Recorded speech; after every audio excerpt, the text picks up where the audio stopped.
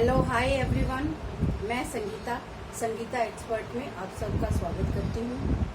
आज का हमारा टॉपिक है गृह प्रबंध प्रक्रिया में नियंत्रण वाले टॉपिक पर हम पहुँच रहे हैं। हमने नियोजन देख लिया, संगठन देख लिया, क्रियान्वयन देख लिया, अब नियंत्रण देखेंगे कि नियंत्रण का मतलब होता है कंट्रोल। जो हमारी प्रबंध प्रक्रिया चल रही है उस प्रबंध प्रक्रिया के ऊपर जब तक कंट्रोल नहीं होगा, मुख्य हेड का कंट्रोल किसका होगा? जो नियोजन करता है, कार्य की योजना तैयार करने वाला मुख्य व्यक्ति होता है, उसका नियंत्रण आता है। और किसी कार्य के ऊपर जब तक उसका नियंत्रण नहीं होगा तब तक हम किसी भी प्रोसेस को सही रूप से लागू नहीं कर सकते हैं। तो नियंत्रण के अंतर्गत हमें ये देखना होता है कि कार्य जो हमारा चल रहा है वो सही तरीके से चल रहा है, उसमें किसी प्रकार की कोई कठिनाई या कोई अवरोध उत्पन्न नहीं हो रहा है। तो इस नियंत्रण के माध्यम से हमें समय समय के ऊपर ये जांच करना होता है। तो इसमें मैंने नियंत्रण की एक हेनरी फ्लोय के अनुसार परिभाषा दी है। इस परिभाषा से आपको ये समझ में आ जाएगा कि नियंत्रण क्या होता है। नियंत्रण से आशय यह जांच करना है कि क्या प्रत्येक कार्य स्वीकृत योजनाओं के दिए गए निर्देशों तथा निर्धारित नियमों के अनुसार हो रहा है या नहीं हो रहा है। यानी हमने जो नियोजन प्रक्रिया के अंतर्गत अपनी योजना तैयार की है, उस योजना में किस व्यक्ति को कौन सा कार्य करना है ये हमने तय किया था। अब वो व्यक्ति के द्वारा वो कार्य सही प्रकार से हो रहा है या नहीं, जो हमने योजना तैयार की है उस योजना में क्या निर्देश निर्धारित किए हैं, उन नियमों के आधार पर वो कार्य सही प्रकार से चल रहा है या नहीं चल रहा है, ये हमें देखना होता है, ताकि भविष्य में उनकी पुनरावृत्ति को रोका जा सके।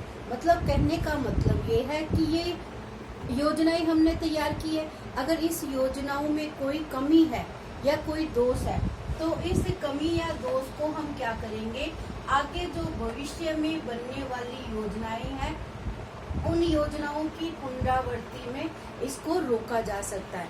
यानी बार बार वो गलती हमारे सामने नहीं आएगी।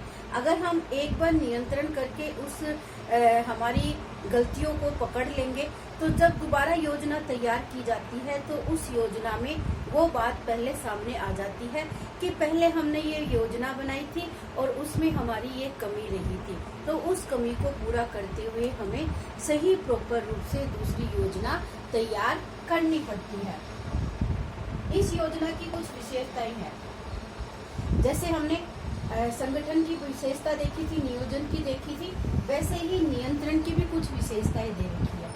यह एक प्रबंधकीय कार्य है, यानी जो नियंत्रण किया जा रहा है ये भी क्या है, एक प्रबंधन प्रक्रिया का ही एक भाग होता है।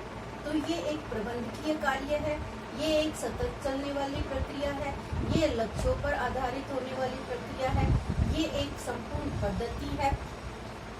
ये सकारात्मक भी हो सकती है, नकारात्मक भी। इस पर आपको ध्यान देना है कि जो नियंत्रण की प्रक्रिया है ये हमेशा सकारात्मक ही नहीं होती है, ये नकारात्मक भी हो सकती है, क्योंकि जो प्रबंध प्रक्रिया हम कर रहे हैं उसमें कभी हमारी कमियां भी रखी जा सकती है, जिसका प्रभाव नेगेटिव भी देखा जा सकता है। इसीलिए ये नकारात्मक भी हो सकती है और सकारात्मक भी हो सकती है। प्रबंध के सभी स्तर पर लागू होना। जो हमने प्रबंधन प्रक्रिया को स्टार्ट किया है उस प्रबंधन प्रक्रिया के नियोजन, संगठन, नियंत्रण, मूल्यांकन यानी प्रबंध के सभी स्तर के ऊपर ये लागू होती है। नियोजन पर आधारित है ये प्रक्रिया है, नियंत्रण है वो नियोजन के ऊपर आधारित एक प्रक्रिया बताया गया है। नियंत्रण का जो क्षेत्र है वो व्यापक माना गया है। व्यापक का मतलब विस्तृत, बड़ा, यानी ये एक कोई छोटा क्षेत्र नहीं है। नियंत्रण का क्षेत्र है बहुत ही बड़ा और विस्तृत है, जिसके माध्यम से हम पूरी योजना को उसके अंतर्गत लेके चलते हैं। कार्य कहाँ से प्रारंभ हो रहा है, कहाँ तक वो चलेगा, इन सारी प्रक्रियाओं का जो लेखा जोखा होता है वो सारा हमारे इस नियंत्रण प्रक्रिया के अंतर्गत देखा जा सकता है।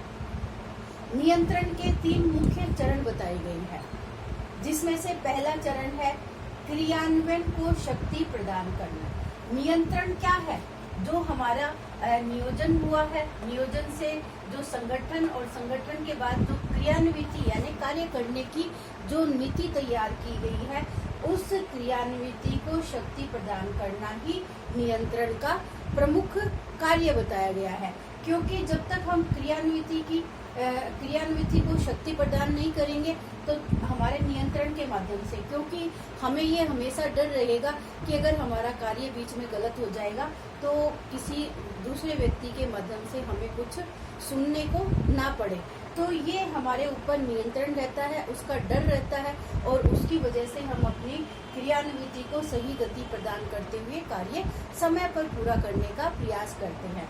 तो ये नियंत्रक के माध्यम से होता है, क्योंकि ऊपर से हमारे ऊपर प्रेशर रहता है कार्य का और उस कार्य को हम सुचारू रूप से गति प्रदान करते हुए पूरा करते हैं। तो क्रियान्वयन को शक्ति प्रदान करना इस नियंत्रण का मुख्य बिंदु माना गया है। जांच निरीक्षण करना, नियंत्रण का मतलब क्या होता है? जांच निरीक्षण करना, जांच करना, उसका निरीक्षण करना, यानी दोनों ही देखने से संबंधित है। जो प्रक्रिया हमारी चल रही है उस प्रक्रिया प्रॉपर रूप से अपना कार्य कर रही है, तो इसका हमें समय समय पर नियंत्रण के माध्यम से निरीक्षण करना पड़ता है। ये निरीक्षण 2 प्रकार से होता है, एक तो मार्गदर्शन करना और एक निर्देशन देना। मार्गदर्शन करना, जैसे मैं कोई कार्य कर रही हूँ और कोई जो उसके ऊपर नियंत्रण लगाया हुआ है वो उस कार्य को बीच बीच में जांच करता है कि वो कार्य का प्रॉपर रूप से सही तरीके से कार्य कर रहा है, उसके सामने कोई समस्या नहीं है। तो ये क्या कर रहा है? मार्गदर्शन कर रहा है। बीच में उसको सही राह नहीं मिलती है तो इस नियंत्रक के माध्यम से उसको सही राह प्रदान की जाती है, उसे बताया जाता है कि ये कार्य ऐसे करो। तो ये समय समय पर निर्देश देना, निर्देशन करना, मार्गदर्शन करना, दोनों ही क्या है? जांच और निरीक्षण के माध्यम से दोनों प्रवृत्तियां हैं वो एक साथ चलती है। मार्गदर्शन का मतलब आपको रास्ता दिखाने वाला कोई व्यक्ति हो, साथ में आपको समय समय पर सचेत करता हो कि ये कार्य आपको इस तरीके से करना चाहिए। समायोजन करना, समायोजन का मतलब एडजस्ट करना आपको आना चाहिए। एडजस्टमेंट है हर प्रक्रिया का एक मुख्य भाग होता है, क्योंकि हर समय हमारी कार्य और परिस्थितियां क्या होती है? अलग अलग होती है। हमारे पास जो साधन है वो भी अलग अलग तरीके के होते हैं। तो जो साधनों को क्या बताया गया है? सीमित बताया गया है। तो सीमित तो साधन है, साधन हमारे सीमित है और आवश्यकता क्या है? आवश्यकता हमारी असीमित है, असीमित है। तो सीमित और असीमित साधनों के मध्य हमें क्या करना पड़ता है? एडजस्टमेंट करना पड़ता है, समायोजन करना पड़ता है। तो हमारे पास जितने साधन हैं उन्हीं साधनों का हमें अधिकतम उपयोग करते हुए अपने लक्ष्य तक पहुंचने का प्रयास करते रहना चाहिए। यानी जो सीमित संसाधन है, हमने देखे हैं संसाधन कि साधन सीमित और आवश्यकता असीमित है, तो ये थोड़ी ना कि हम अपनी आवश्यकताओं को पूरा नहीं करेंगे। उन्हीं के बीच हमें समायोजन की प्रक्रिया को पूरा करना होता है। तो समायोजन यानी एडजस्टमेंट होता है, जो हर क्षेत्र के अंतर्गत आपको करके और अपने लक्ष्यों को हासिल करना होता है। तो ये हमारी नियंत्रण की प्रक्रिया हुई है। अब हमारी मूल्यांकन की प्रक्रिया होगी। मूल्यांकन क्या होता है, कितने प्रकार का होता है, तो इसके बारे में हम चर्चा करेंगे। मूल्यांकन हमारे यहाँ वो 2 प्रकार के होते हैं और मूल्यांकन का मतलब ही क्या होता है कि जो प्रक्रिया हमारी चल रही है उसमें कितनी कमी रही है, कितनी वो सही चली है और उसमें दोष क्या क्या रहे हैं, इन सब का अवलोकन करने की प्रक्रिया को ही हम क्या कहते हैं? मूल्यांकन कहते हैं। और अगर किसी कार्य का मूल्यांकन नहीं किया जाए तो उस कार्य की गति है वो सही प्रकार से नहीं पूरी हो पाती है। इसलिए हर कार्य के पीछे मूल्यांकन का होना जरूरी है। तो इसको नेक्स्ट वीडियो के अंदर आपको बताऊंगी कि मूल्यांकन क्या होता है। All the best everyone.